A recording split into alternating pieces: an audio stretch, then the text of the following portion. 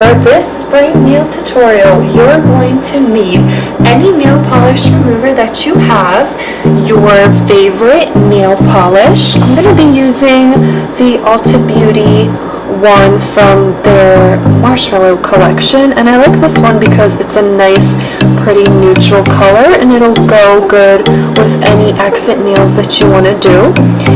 Next, you're going to need some Salon Effects nail stickers. These are from Hansen, and they're this really pretty lace print. And you'll also need some Q-tips, a nail file, and a cuticle pusher.